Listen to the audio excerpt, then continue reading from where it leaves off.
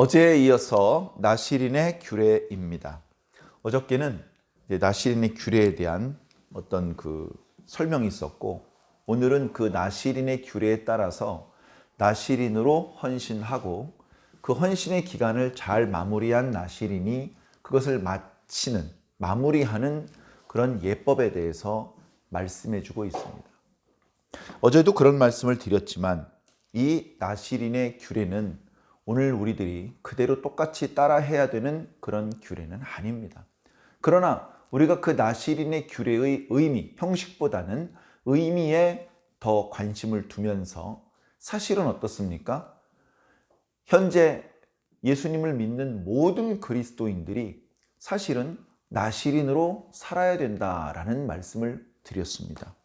어떻게 들으면 조금 부담스럽고 조금은 지나친 그런 표현처럼 들리실 수도 있습니다. 야, 나시린은 보통이 아닌데, 나시린의 그 규례를 목사님이 잘 모르시는 건 아닐 텐데, 이 나시린으로 섬긴다는 것은 이건 엄청난 거야. 어마어마한 거야. 자신이 살던 어떤 일상을 완전히 멈춰야 되고 모든 에너지를 다 하나님을 섬기는 데 써야 되는데, 현대 그리스도인들이 전원 그렇게 오늘날 나시린으로 살아야 된다? 그거 좀 지나친 것 같은데. 오늘날 이렇게 신앙인들 중에서 평생 주의 종으로 살겠습니다, 그렇게 결심을 하고 자신의 사생활 또는 어떤 일상적인 어떤 속세의 생활에서 벗어나는 그런 경우들이 있습니다.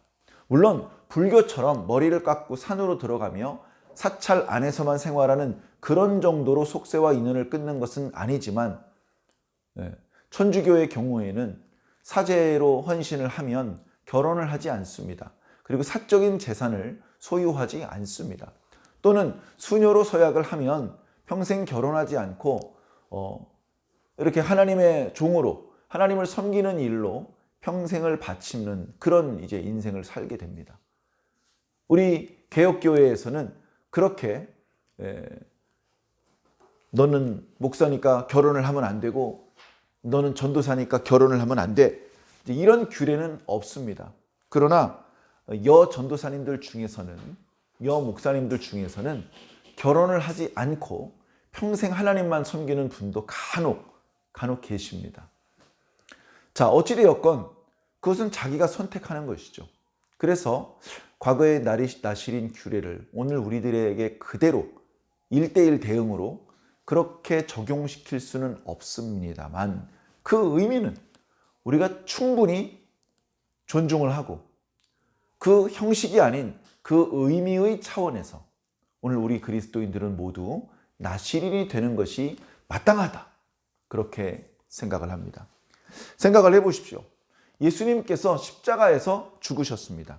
그 과정에 무수히 많은 모욕을 당하셨고 구타를 당하셨고, 그리고 물도 마시지 못한 채로 땀 흘리셨고 또 피 흘리셨고, 극심한 갈증 속에 또 십자가형이라고 하는 끔찍한 고통 속에 돌아가셨습니다. 그 고통이, 그 부끄러움이 얼마나 큰 것인지 처음부터 다 알고 계셨는데, 그런데도 십자가에서 죽는 것을 선택하셨습니다. 왜 그랬습니까? 아이고, 하나님의 아들인데, 전능하신 분인데 꼭 그런 방법밖에 없었을까? 우리를 사랑하시기 때문에 그랬습니다. 우리를 사랑하시기 위해서는 당신 새끼손가락에서 피 한 방울만 흘리면 되는 게 아닙니다. 홀랑 벗겨져서 끔찍한 고통 가운데, 부끄러움 가운데 죽으셔야만 되는 것입니다. 그래, 주님께서는 우리를 살려내기 위해서 이것저것 생각 안 하셨어요. 아이고, 많이 아플 텐데, 엄청 부끄러울 텐데, 이런 거 저런 거 계산하지 않으시고 이 방법이 우리들을 살리는 방법이라는 걸 아시고는 뛰어 들어가신 겁니다. 그런데 우리는 주님을 위해서 새끼손가락 하나도 쓰지 않으려고 합니다. 우리는 주님을 위해서 머리카락 하나도 상하려고 하지 않습니다. 아이고, 저 손에 묻을 텐데, 손 더러워지는데, 옷에 먼지 묻을 텐데, 우리가 주님을 위해서 일할 때는 옷에 먼지를 묻을까 봐 안 하려고 합니다. 주일학교 교사를 하고 구역장을 하면 손가락에서 피가 납니까? 식당 봉사를 하고 또 차량 운전으로 봉사를 하면 발가락이 부러집니까? 왜 안 하려고 합니까? 주님을 위해서 손에 물 묻히는 게 그렇게 싫습니까? 주님을 위해서 몸에 땀 나는 게 그렇게 억울합니까? 부당한 일입니까? 아니잖아요. 주님은 우리를 위해서 아무것도 아끼지 않고 다 쏟아주셨는데 우린 주님을 위해서 너무나 아낍니다. 주님을 위해서 시간 쓰는 것도 아깝고 돈 쓰는 것도 아깝고. 그러면 우리가 나중에 주님을 만났을 때 뭐라고 말해야 됩니까? 어떤 얼굴을 하고 주님을 바라보아야 됩니까? 우리가 주님을 사랑하는 이 사랑이 진짜입니까? 한번 생각해 보시기를 부탁을 드립니다. 그래서 조금 부담스럽게 들릴 수는 있겠습니다만 우리 모든 그리스도인들이 나시린이 되어야 된다. 이 말씀을 다시 한번 드립니다. 나시린이 될 사람은 4가지를 피해야 된다고 말씀드렸죠. 포도주와 독주, 술 마시지 말라는 얘기고요. 포도나무에서 난 것을 먹지 말아라. 그것은 여러 가지 의미가 있겠습니다만 역시 술 마시지 않는 규례와 연결되어 있는 것이죠. 포도즙을 먹지 말라 그랬거든요. 포도즙은 포도주가 아니잖아요. 여러분, 어디까지 포도즙이고 어디까지 포도주입니까? 포도즙이 발효돼서 포도주가 되는 건데요. 그렇기 때문에 경계선은 모호해요. 건포도인 줄 알고 먹었어. 그런데 포도주 찌꺼기였어. 얼굴이 뻘겋게 취해 올라옵니다. 그러면 안 되잖아요. 그러면 포도주와 독주를 마시지 말라는 계명을 어기는 게 되잖아요. 그렇기 때문에 포도에서 난 것은 껍데기도 씨도 먹지 말라는 겁니다. 그 다음에 머리를 깎지 말라는 거예요. 머리를 안 깎으면 점점점 자라겠죠? 계속해서 자랄 때까지 머리를 절대 깎으면 안 된다. 그리고 시체 때문에 부정해져서는 안 되니까 시체 가까이 가면 안 된다. 우연이라도 시체에 접촉이 돼서 부정해지면 지금까지 봉사한 기간의 봉사는 무효가 된다. 몸이 부정해졌기 때문에 몸을 정결히 해야 된다. 규례에 의하면 몸을 정결케 하는데 7일이 걸립니다. 먼저 몸을 정결하게 하고 머리를 밀어야 됩니다. 머리. 부정해졌으니까. 머리를 밉니다. 여러분 머리를 밀어보셨나 모르겠는데 머리를 밀면 보기가 이쁩니까? 보기 흉하죠. 그리고 그 머리를 밀었다가 머리가 자라나죠. 적당하게 보기 싫지 않을 정도로 자라날 때까지 그 중간 단계는 보기가 참 흉합니다. 그래도 할 수 없습니다. 머리를 밀어야 됩니다. 다시 내가 3년 동안 나시린으로 하나님께 섬기려고 했는데 그만 2년 정도 지났을 때에 내가 시체를 접촉해서 부정해졌으니 지난 2년 동안의 봉사는 무효고 내가 하나님 앞에 속죄제와 번제를 바쳐서 나의 부정한 것을 먼저 씻어내고 다시 수양으로 화목제를 드리면서 다시 기간을 정합니다. 다시 3년을 하나님 앞에 나시린으로 섬기겠습니다. 기간을 정하는 날 머리를 밀고 다시 시작을 하는 것이죠. 그래서 나시린의 규례는 모든 이스라엘 사람들이 따라해야 되는 규례는 아닙니다. 이스라엘 자손 중에서 남자든 여자든 원하는 자는 누구든지 나시린 서원을 할 수 있습니다. 어제도 말씀드렸지만 태어나기 전에 부모에 의해서 서원이 된 경우가 예외적으로 있습니다. 우리가 잘 아는 삼손과 사무엘이 그런 경우죠. 그런 경우 봉사 기간은 평생입니다. 종신토록 하나님을 섬겨야 됩니다. 평생토록 머리를 자르지 않겠죠. 그런데 어떻습니까? 사무엘은 정말 모범적인 사사의 모습을 보여주었지만 삼손은 어때요? 날마다 술을 마시고 참 나시린이 해서는 안 되는 그런 어리석은 모습을 참 많이 저질렀죠. 두 교과서인 것 같습니다. 이렇게 해야 된다. 이렇게 해서는 안 된다. 오늘 우리들이 형식적으로 나시린의 규례를 따르는 것은 아니지만 우리도 우리들의 몸이 부정해지지 않아야 됩니다. 당연히 술 마시는 거 즐겨해서는 안 되고요. 그 밖에 머리를 자르지 말라는 규례까지 구약시대의 규례를 그대로 따라할 필요는 없겠습니다만 우리들의 마음이 진심으로 하나님을 사랑하고 진심으로 하나님을 경외하고 하나님 앞에 충성을 다하고 싶어하는 그런 마음이어야 된다는 것입니다.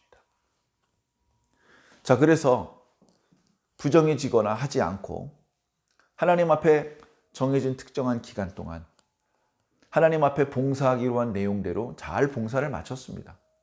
이제 기간이 끝났어요. 그러면 다시 이제 나시린이 아닌 상태로 돌아가야 됩니다. 자, 내가 3년을 약정을 했어요. 하나님 앞에.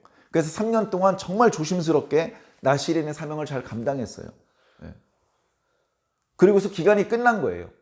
그러면 이 기간이 끝날 때 마음이 어떨까요? 너무나 기쁠 겁니다. 너무나 감당할 수 없는 기쁨이 찾아옵니다. 이 3년 동안 아무 탈 없이 하나님을 잘 섬겼어. 내가 하고 싶었던 거를 했어. 그러니 너무나 기쁘고, 그리고 사실 이 나시린의 규례를 지키는 것이 상당히 무거운 거였는데 그 무거운 걸 이제 내려놓을 수 있게 되었으니 또 홀가분해져서 좋고, 그리고 이 기간 동안에 하나님께서 지켜주시고 하나님께서 도와주신 것이 감사하고, 이 여러 복잡한 그러나 불쾌하고 불편한 감정이 아닌 매우 편안하고 매우 즐거운 감정으로 이제 나시린의 나시린의 어떤 기간을 마무리하는 그런 제사를 하나님 앞에 바치게 됩니다. 시작할 때와 달리 여러 가지로 제물을 준비합니다. 먼저 속죄제를 드리기 위한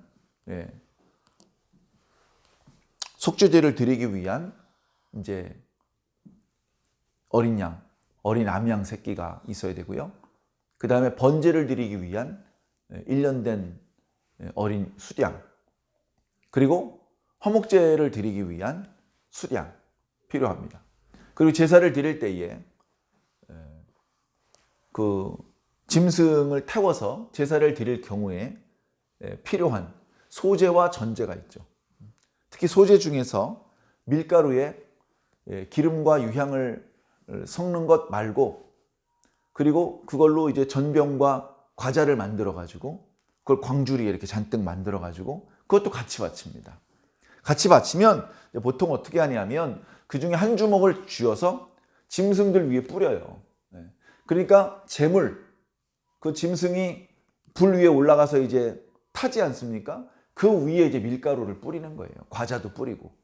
그런데 가지고 온 걸 전부 다 뿌리는 게 아니고 한 주먹을 움켜 주어서 제물 위에 뿌리고, 그 나머지 것은 하나님께 이미 바쳐진 것이기 때문에 그 사람에게 돌려주지 않고 제사장의 몫으로 돌립니다. 그것이 제사의 규례죠. 그리고 전제가 나오는데, 전제는 보통 포도주를 씁니다. 포도주를 가지고 희생 제물 위에 밀가루를 뿌렸잖아요. 소제. 그 위에 전제를 뿌립니다. 포도주를 뿌리는 것이죠. 그래서 사도 바울이 죽음을 앞두고 내 피를 주님을 위해 전제로 다 부어 드릴지라도, 이런 표현이 나오는 것이 바로 그런 의미입니다. 그렇게 제사를 드리는 거예요. 모든 제사는 속죄제, 번제, 그리고 화목제의 순서로 진행이 됩니다. 모든 제사에는 속죄의 의미가 있지만 특히 속죄제는 속죄만을 위한 제사입니다. 그래서 다른 제사도 속죄가 되어 있지 않은 상태에서 드리는 것은 의미가 없기 때문에 먼저 속죄제로, 속죄의 제사를 먼저 드립니다. 아니, 나시린이면 그것도 특별한 문제가 없이 성공적으로 나시린의 기간을 잘 봉사했던 사람이라면 딱히 속죄할 게 없는 것 아니야? 영적으로 밝은 사람일수록 작은 죄도 잘 보입니다. 영적으로 밝은 사람일수록. 나시린을 하지 않고 그냥 눈에 띄지 않게 이런저런 죄를 짓는 사람은 생각합니다. 나 착한 사람이야. 나 죄 안 지었어. 근데 나시린은 그 사람보다 몇백 배 더 경건하게 살았지만 아이고 하나님 고개를 들 수가 없습니다. 저는 죄인입니다. 그렇게 말하는 것이죠. 그렇기 때문에 속죄제를 먼저 드리는 것입니다. 그리고 번제는 그 짐승의 모든 부분을 다 태우는 겁니다. 남김없이. 그리고 나서 화목제는 이제 하나님과 관계가 화목해졌으니 더 이상 두려움으로 제사를 드리는 것이 아니고 즐거움으로 제사를 드리고, 화목제 제물은 일부만 태우고 일부는 제사장에게 그리고 제사에 참여한 사람에게 나누어 주어서 제사가 끝나고 그 제사 음식을 먹습니다. 조그만한 축제가 열리는 것이죠. 하나님 감사합니다. 하나님 지난 3년 동안 하나님께서 도와주셔서 이 나시린의 책무를 잘 마쳤습니다. 다 하나님의 은혜입니다 하면서 기뻐하면서 그 음식을 먹는 것이죠.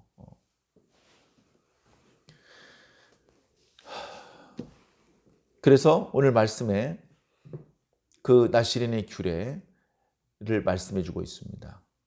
여기 이제 세세하게 누구의 손에 들려 있고 제사장이 그걸 들고 들었다 내렸다, 예를 들어서 20절에 흔든 가슴과 받들어 올린 넓적다리는 성물이니, 이런 표현은 이거 조금 우리가 레위기 말씀을 전할 때 사실은 상당히 자세히 말씀을 드렸던 내용인데 간략히 말씀을 드리면, 자, 제물 중에 불타 없어지는 게 있습니다. 그건 불로, 연기와 냄새로 하나님 앞에 바치는 방법이고, 그리고 또 어떤 부분은 하나님께서 받기는 하지만 그걸 다시 제사장에게 돌려주시는 부분이 있습니다.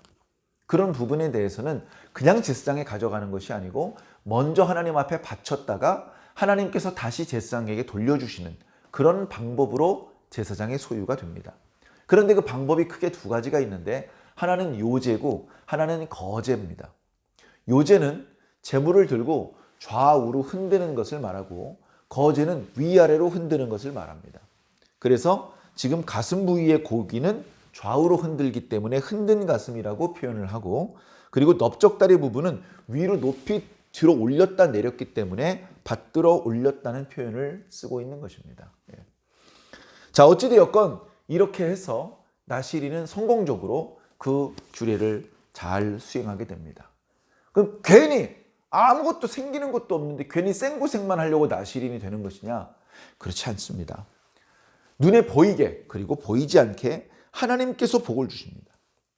우리 신앙인들은 바로 그 부분 때문에 선을 행하는 거예요. 바로 그 부분 때문에. 보이게도 복을 주시고 보이지 않게도 복을 주십니다. 나에게도 복을 주시고 다른 사람에게도 복을 주십니다. 우리가 바라는 것은 세상이 주는 것이 아닙니다. 세상이 주는 것, 마귀가 주는 것, 이 땅에서 주는 것, 그걸 원해서 충성 봉사하는 것이 아닙니다. 우리는 위로부터, 빛들의 아버지께로부터 오는 더 좋은 것을 소망하는 사람들입니다. 그래서 그것이 가시적으로 자녀를 많이 낳게 되고, 또는 부자가 되게 되고, 또는 여러 가지 자기 소원을 성취하게 되고, 우리 가족 중에 누가 건강이 안 좋았는데 불치병이 치료가 되고, 이런 보이는 결과도 얻을 수 있지만 보이지 않는 결과도 하나님께서 주실 수 있고, 바로 그런 보이지 않는 부분을 보이는 부분보다 더 크게 생각하는 것이 성숙한 신앙인의 공통점인 것입니다. 그래, 오늘 말씀 마지막 부분은 하나님께서 제사장들을 통해서 축복해 주시는 말씀이 나옵니다. 이 말씀은 어떻게 보면 역시 생뚱맞은 말씀같이 보이지만 사실은 저 앞에 5장부터 6장까지, 어떻게 보면 저 앞에 1장부터 이제 시내산을 떠나 가나안 땅으로 행군을 해야 되는 이스라엘 백성들을 위해서 행군에 필요한 준비를 시키셨는데, 군대의 숫자를 계수하시고 군대를 편성하시고 군대를 배치하시고 군대에 편성되지 않은 레위 사람들의 임무를 지정해 주시는, 그런 가나안으로 행군하는 데 직접적으로 영향을 주는 그런 일과 상관없이 5장과 6장은 전혀 생뚱맞은 이야기들을 주시는데, 부정한 사람은 진영 밖으로 내보내라, 서로 손해를 끼쳤으면 배상하고 자복하고 하나님 앞에 속건 제사를 바쳐라, 부부간에 의심하지 말고 믿어주어라, 그리고 나시린이 되고 싶은 사람은 나시린의 규례에 따라서 서원을 잘 지켜라. 이런 말씀을 주시는 거예요. 그러니까 전에도 말씀드렸지만 우리가 달성해야 되는 것, 우리가 달성해야 되는 것은 가나안 땅이 아닙니다. 우리가 달성해야 되는 것은 더 나은 성품입니다. 더 나은 성품. 애굽에 살았습니다. 혈통은 애굽 사람이 아닌지 모르지만 생각하는 것도 사고방식도 전부 다 애굽 사람의 사고방식으로 살고 있습니다. 별로 경건한 모습이 아니에요. 그런 애굽의 때를 벗기시고 이제 하나님의 백성으로 살게 만들기 위해서 하나님께서 계명을 주시고 당신의 능력을 보여주셨습니다. 1년이 넘었습니다. 그러나 그들은 크게 달라지지 않았습니다. 좋게 말해서 이제 달라지기 시작했을 뿐입니다. 그러나 언제까지 그들이 달라질 때까지 기다릴 수만은 없었습니다. 이제 시내산에서의 약속된 1년이 끝나고 이제 그들은 가나안을 향해서 행군하지 않으면 안 되는 시점에 와 있었습니다. 그래서 그 시점에 맞는 말씀을 주셨는데 여러 가지로 당부의 말씀을 주시는 것이죠. 그것이 바로 5장과 6장의 말씀입니다. 그래서 너희들이 가나안 땅을 성공적으로 정복하면 내가 복을 주겠다. 하나님께서 그렇게 말씀하신 것이 아니고 너희들이 내 백성다운 성품을 달성하면 내가 너희에게 복을 주겠다라고 말씀하시는 겁니다. 여러분, 우리 현대 그리스도인들이 달성해야 될 목표는 천국이 아닙니다.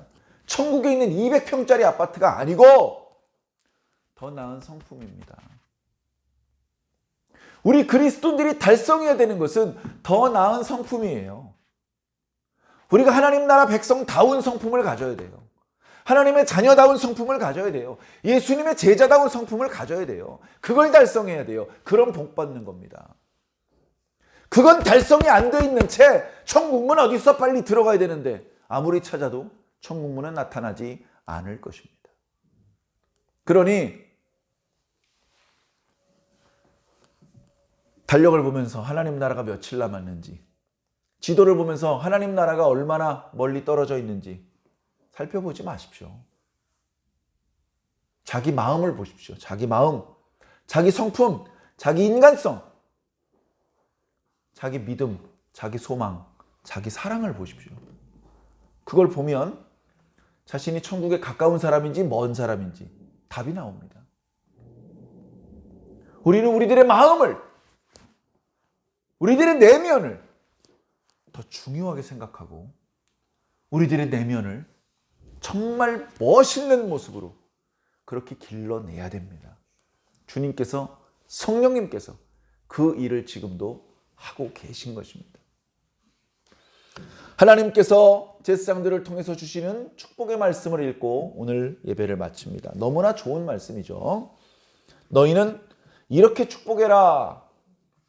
여호와는 네게 복을 주시고 너를 지키시기를 원하며 여호와는 그의 얼굴을 네게 비추사 은혜 베푸시기를 원하며 여호와는 그 얼굴을 내게로 향하여 드사 평강 주시기를 원하노라. 아멘.